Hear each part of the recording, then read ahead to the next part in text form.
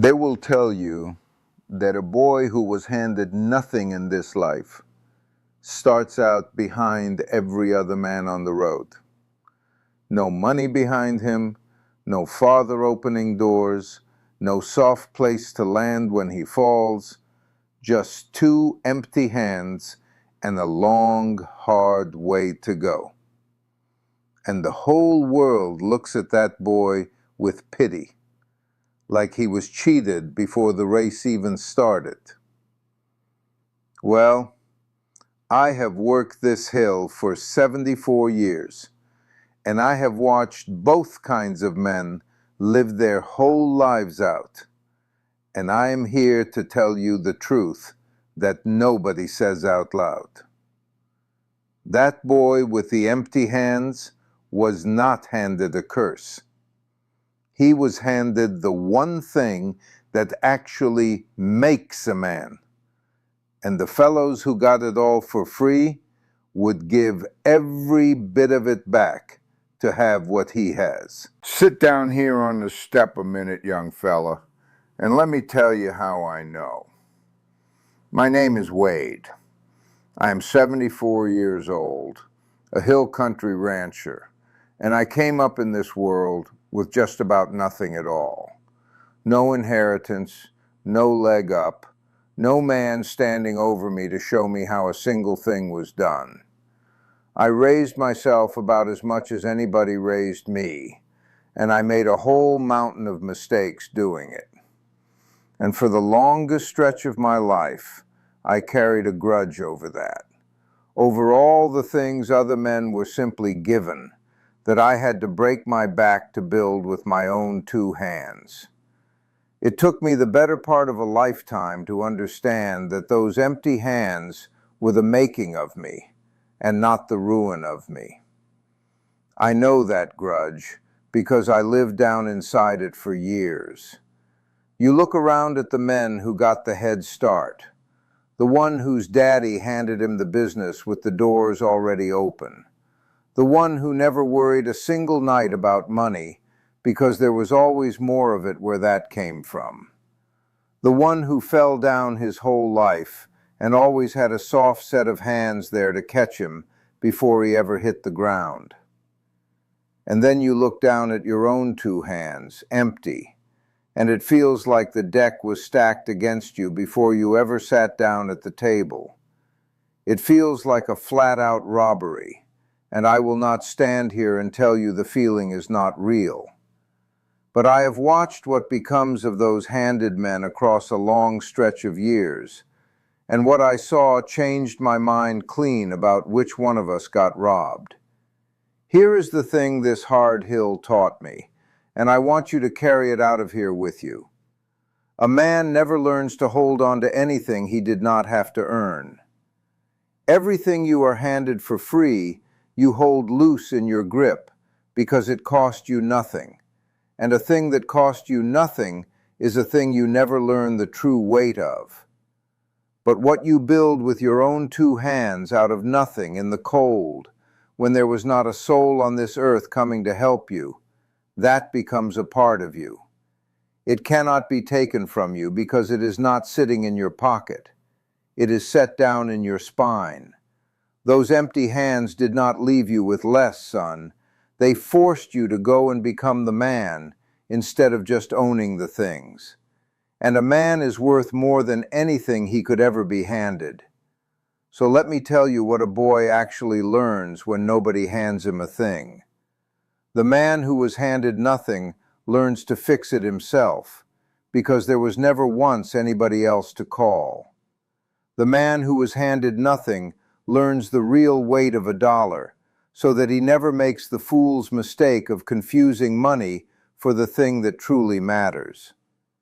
The man who was handed nothing learns to stand up when no help at all is coming, and that is the only kind of standing that will hold a man up when life finally gets hard in earnest. The man who was handed nothing does not sit around waiting on somebody's permission to begin, because he learned early, and he learned cold, that permission was never once coming. And the man who was handed nothing knows to the penny what everything he owns has cost him, so he tends it like it matters, because to him it truly does. That is not a poor man I am describing, young fella. That is a rich one who just has not learned yet to see it. A man who was quietly handed the only inheritance that ever truly holds. I knew a boy once, a long time back, and I will call him Colby. Handed just about everything a boy can be handed in this life. His father had done well for himself, and Colby never wanted for a thing, never had to mend a fence or earn a supper or wait a day for anything he set his eyes on. Fine enough boy in his own way, and I will not say a word against him, but he had never one time in his whole life been set up against something that would not simply give way for him the moment he pushed on it. And then the year came, the way that year comes for every man born, when life put its full shoulder against him and did not move an inch. A hard season, the kind that does not care one bit whose son you happen to be. And Colby had no earthly idea how to stand in it, because he had never once been made to build the legs for it. He had been handed the whole wide world, and not one single soul had ever handed him the thing he needed the very most, which was the plain practice of doing hard things alone. He folded up at the first real wind that ever blew on him. And I have thought on that boy for years, because he taught me something plain.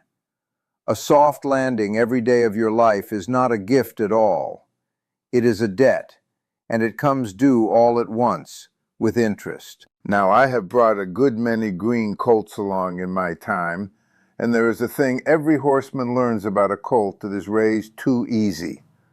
A colt that has never asked for anything, never once made to find its own footing on rough and rocky ground, grows up spooky and soft and useless, no good to any man when the trail finally turns steep.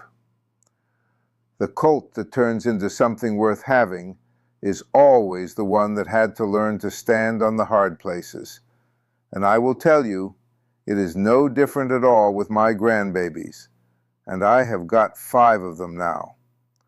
The littlest one is just this year learning to walk, and let me tell you exactly how a baby learns that. He falls. Nobody alive can hand the child the walking. He gets up off that floor 100 times on his own 2 little legs, and every last fall is teaching him the one thing that no living soul could ever have handed him for free.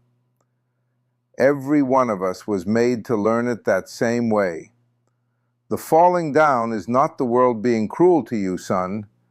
The falling down is the world making you into something that can stand.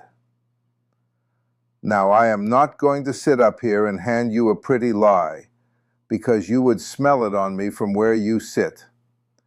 Coming up from nothing leaves its marks on a man, and I would be a fool and a liar to pretend it does not. It can leave a chip on your shoulder that you have to watch your whole life long.